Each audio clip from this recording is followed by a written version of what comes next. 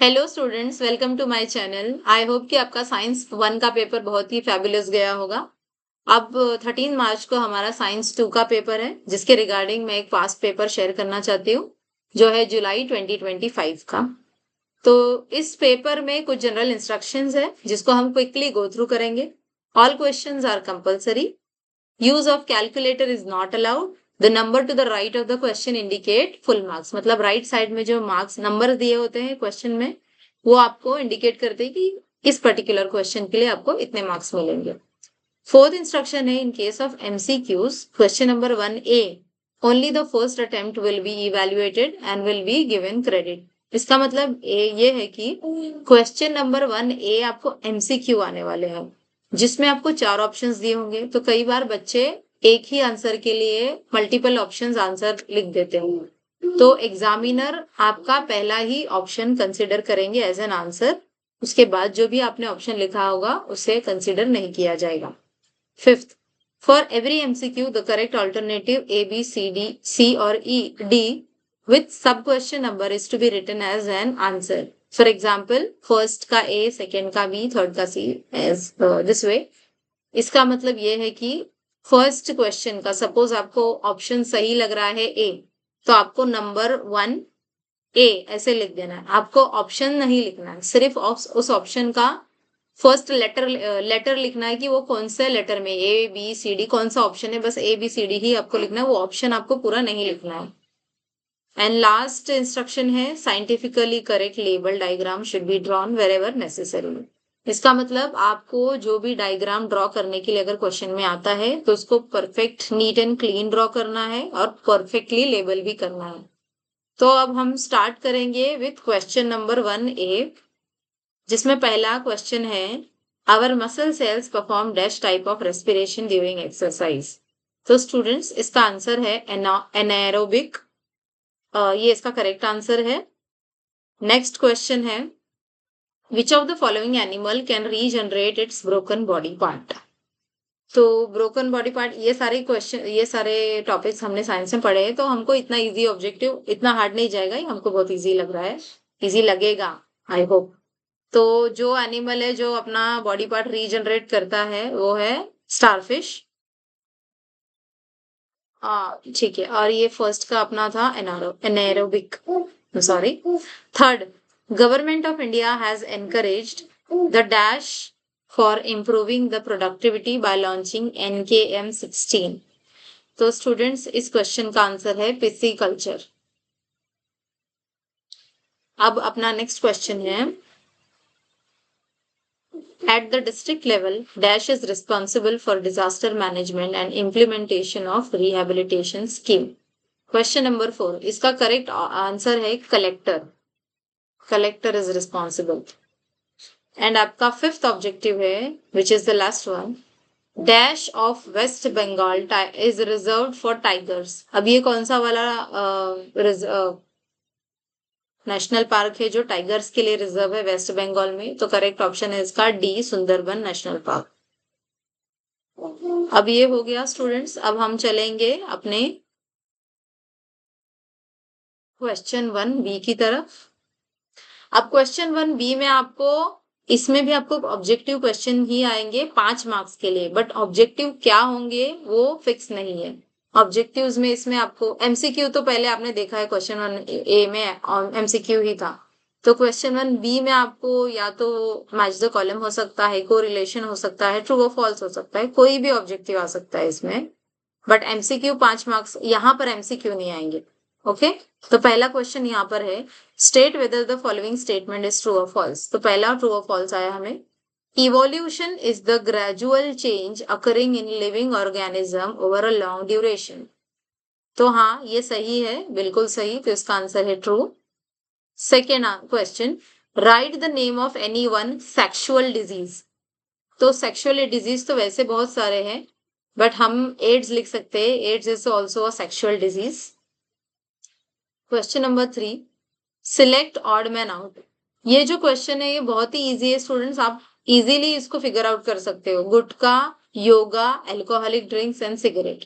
अब इसमें से हर 3 चीजें हैं जो हेल्थ के लिए बेनिफिशियल नहीं है, एक है, तो वही ऑड है जो है yoga. Fourth question, fill in the box with proper word. Kinetic energy in wind dash to electric energy. तो अभी इसको हमें बीच में कौन सा ऑप्शन डाले कि ये इलेक्ट्रिक एनर्जी में कन्वर्ट होता है, काइनेटिक एनर्जी। तो इसका आंसर है काइनेटिक एनर्जी इन टरबाइन, फिर ये हो जाता है इलेक्ट्रिक एनर्जी। अब फिफ्थ क्वेश्चन आया है हमें, मैच द कॉलम। जाइलिटोल के लिए करेक्ट ऑप्शन क्या होगा, ये किस लिए यूज होता है? तो ये होता है टू इम्पार्ट स्वीटनेस।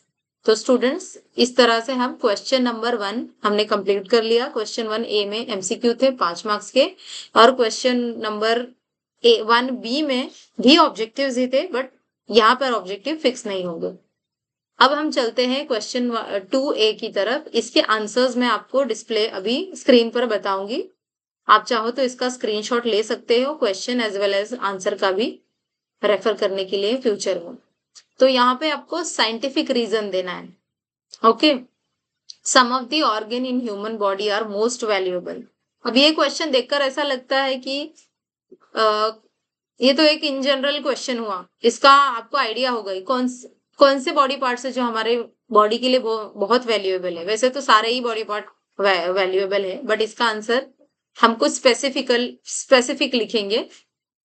अब देखिए आंसर यहाँ पर क्वेश्चन 2A का first, the body can be in best health if all the vital organs of the body are also in the best condition. जैसे कि brain, kidney, heart, liver etcetera are some such vital organs which are most essential for proper metabolism and functioning of the body. The sense organ of the body are also of utmost importance, especially eyes.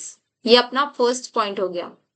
अब दूसरा है, one cannot survive if any of these vital organ are not functioning properly.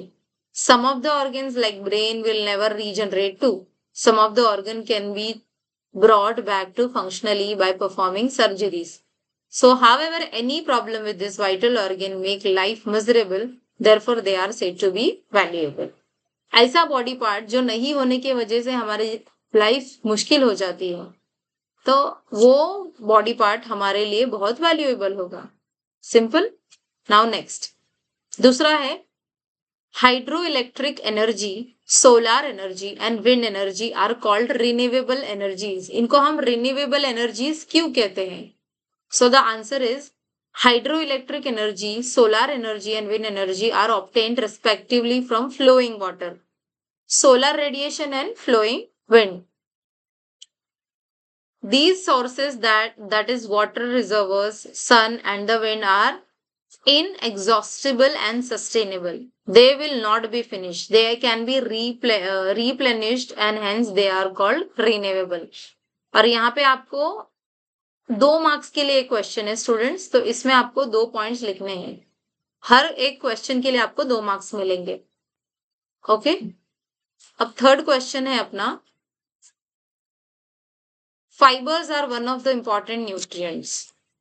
बस again this seems like a general question, इसका आप खुद idea लगाकर भी answer आप फॉर्म कर सकते हो, इतना कोई हार्ड नहीं है, मुश्किल नहीं है। Fibres are indigestible substance. They are thrown out along with the other useless and undigested matter. This aids in digestion. Some fiber also help in digestion of other substances. Green leafy vegetable, fruit, cereals, etc. are considered as important in diet as they supply nutrient fibers. Thus, fibers are considered as one of the important nutrients. बस अब हम चलते हैं question number 2B की तरफ, जिसमें से आपको कोई भी 3 करना है, और यहाँ पे आपको 4 क्वेश्चंस दिए हैं, इसमें से कोई भी आपको 3 करना है, जिसके लिए आपको 6 मार्क्स मिलेंगे, यानी हर एक क्वेश्चन के लिए आपको 2 मार्क्स मिलेंगे। यहाँ पे आपको क्या करना है, observe the given animal and answer the question. ठीक है, अब ये एनिमल को आप ऑब्जर्व करिए और आपको ये नीचे जो क्वेश्चन है इसके आंसर देने हैं। Identify the animal shown in the above figure. तो ये है डकबिल प्लैटिपस और एक है लंगफिश, जिसका पिक्चर आपके टेक्स्ट बुक में भी दिया हुआ है। तो आपने कई बार आपने वो चैप्टर पढ़ा होगा, तो वो तो देखते हुए आपको याद हो गया होगा। नेक्स्ट क्वेश्चन है, state the type of evidence of evolution related to above animals. इस एनिमल से रिलेटेड क्या एवोल्यूशन है, हमारी टेक्स्ट बुक में ये भी दिया गया है। So type of evolution is connecting link. चलिए नेक्स्ट क्वेश्चन है, कंप्लीट द टेबल। अब इस टेबल में हमको माइक्रोब्स दिए गए हैं जिसका यूज करके कौन सा बेवरेज बनता है वो हमें लिखना है। 2 बेवरेजेस यहाँ पे दिए गए हैं और 2 हमें लिखना है। ओके, नाउ लैक्टोबैसिलस ब्रेविस, इससे कौन सा बेवरेजेस बनता है, कॉफी बनती है। अब है कैंडिडा, हंसेन्युला, पिकिया एंड सकोरोमाइसिस। सकोरोमाइसिस। अब स्टूडेंट इसका आंसर देखिए यहाँ पे इज कोकोआ। नेक्स्ट क्वेश्चन है सक्रोमाइसिस सेरेविसिया, इससे कौन सा ड्रिंक बनता है, वाइन। अब ये सक्रोमाइसिस सेरेविसिया से और भी ड्रिंक्स बनते हैं, तो इसका आंसर आपको लिखना है साइडर। इससे वोडका भी बनता है, इससे विस्की भी बनती है। तो यहाँ पर 2 बार एक ही माइक्रोब दिया गया है, तो आप कंफ्यूज ना हो, इसलिए यहाँ पे मैंने आपको अलग अलग इसका नाम बता दिया जिससे बेवरेज बनता है। सुक्रोमाइसिस सेरेविसिया से वाइन भी बनता है, इससे साइडर भी बनता है, इससे वोडका भी बनता है और विस्की भी बनती है। नेक्स्ट क्वेश्चन है fill in the box with the proper word. हमें इसमें लिखना है asexual reproduction in multicellular organism. तो असेक्सुअल रिप्रोडक्शन मल्टीसेल्युलर ऑर्गेनिज्म में कैसे होता है वो हमें लिखना है। वो उसका एग्जांपल है फ्रेगमेंटेशन और रीनेरेशन। तो फर्स्ट होगा आपका फ्रेगमेंटेशन और नेक्स्ट होगा regeneration. Give 2 examples of each.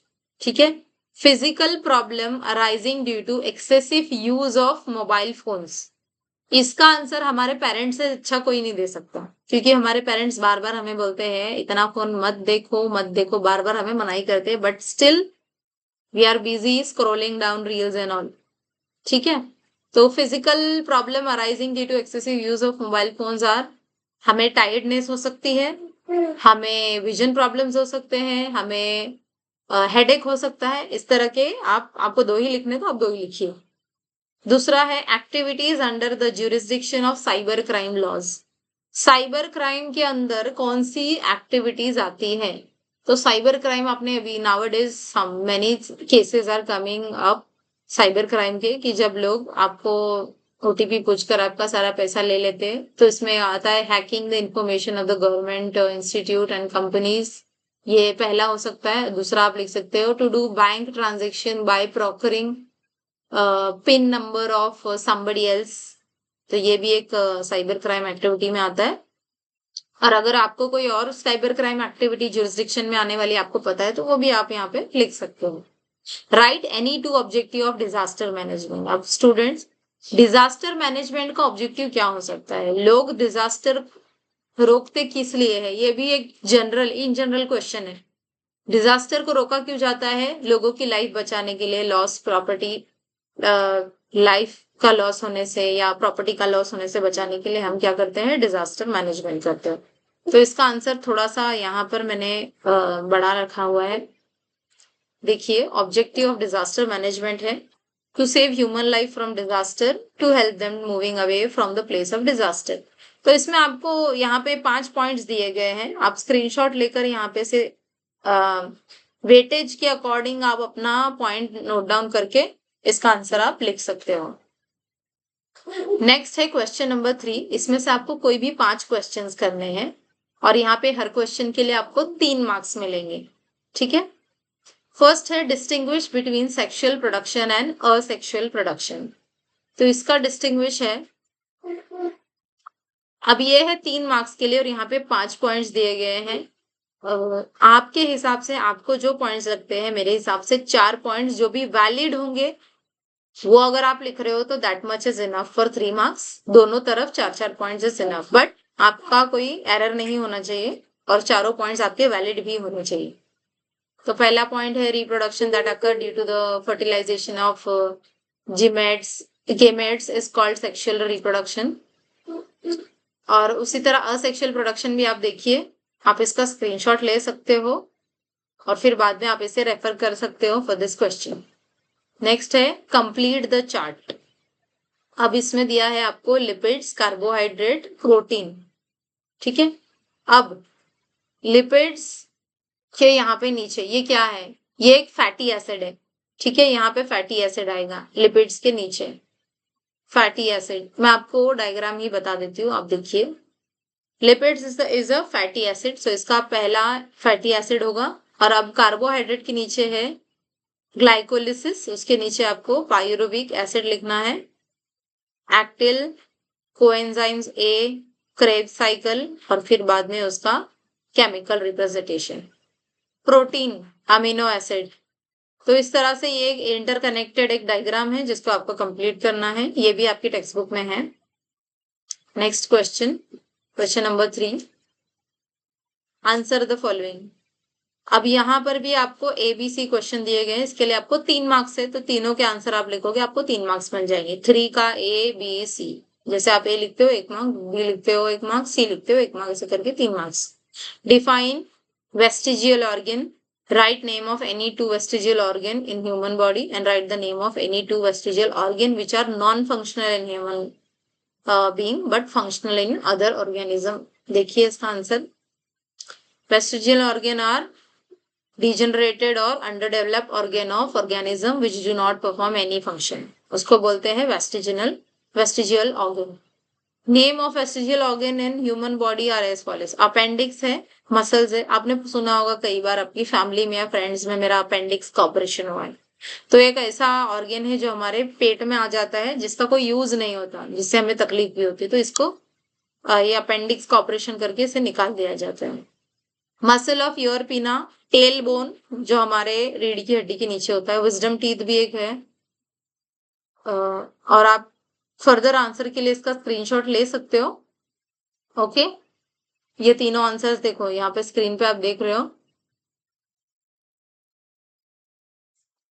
Next, अब again the flow chart is there, generation of electrical energy using thermal energy. थर्मल एनर्जी को यूज करके हम इलेक्ट्रिकल एनर्जी कैसे बनाते हैं, और energy transformation in thermal power plant कैसे होता है, ये दोनों भी इमेजेस हमारे टेक्स्ट बुक में होंगे, आप वहां पे जाके इसका आंसर देख सकते हो। और आप देख रहे हो कि फ्लो चार्ट वाले भी कितने क्वेश्चंस आए हैं, आप इसका स्क्रीनशॉट ले लीजिए, और ये इसका आंसर है। Okay, now question number 5, complete the paragraph with the help of word given in the bracket. ये तो बहुत ही इजी क्वेश्चन है, ये आपके लिए वरदान की तरह है, बस इसमें से आपको पिक करके ऑप्शंस में से यहाँ पे सही ऑप्शन भरने हैं। चीज is produce on large scale from the abundantly available dash milk. तो यहाँ पे क्या आएगा स्टूडेंट्स, आप बहुत ही वेल अवेयर होंगे इसके रिगार्डिंग, तो ये इसका आंसर है, इसका भी आप स्क्रीनशॉट ले सकते हैं। Now question number 6, right a short note on the importance of medical plant. बहुत ही इजी क्वेश्चन है ये, आपको अगर, ये तो एक जनरल नॉलेज की तरह है, इंपॉर्टेंट मेडिकल प्लांट का इंपॉर्टेंस क्या होगा ये आप खुद भी लिख सकते हो।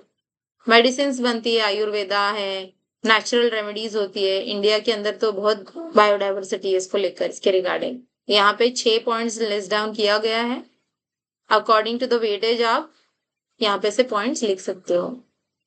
Next question, explain the importance of good communication with others.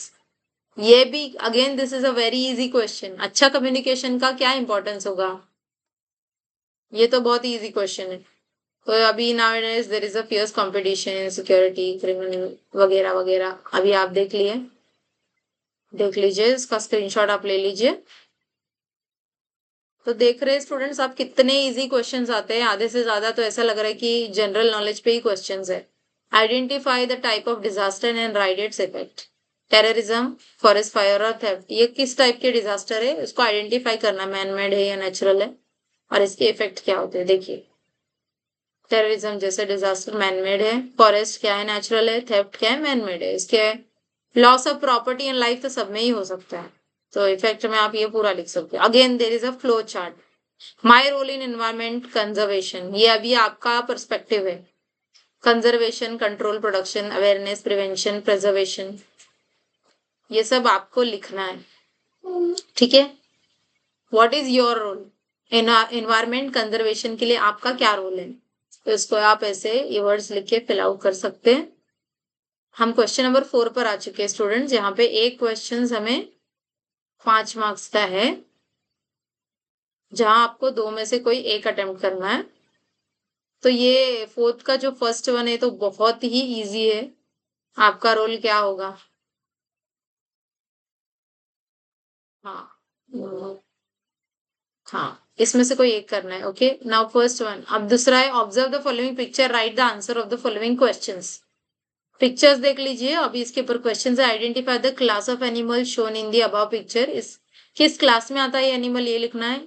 Which similarity are shown in the above animal from the adoption point of view से क्या सिमिलैरिटी है वो लिखना है आपको। And why these animals are included in different classes in spite of their similarities. Similarities होने के बावजूद भी इनको अलग अलग क्लासेस में क्यों रखा गया है वो हमें लिखना है। सो देखिए आंसर, क्लास ऑफ एनिमल दिया गया है। अगर दोनों animal, in case of both animals their body is spindle shaped and streamline, ये इनके अंदर सिमिलैरिटी है। सिमिलैरिटी होने के बावजूद इनको अलग अलग में क्यों रखा गया है? This animal are included in different classes in spite of their similarity because. देखिए यहाँ पे 3 रीजंस दिए गए हैं स्टूडेंट्स, तो ये रीजन आप नोट डाउन कर सकते हो इसके आंसर के लिए।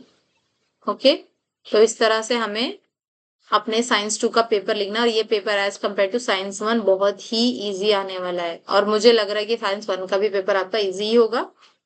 सो साइंस 2 के पेपर के लिए आपको बहुत बहुत all the best. Do well, अच्छे से प्रिपेयर होकर जाइए, अच्छे से लिखिए। Thank you so much and subscribe my channel. Please like share and comment. Thank you so much.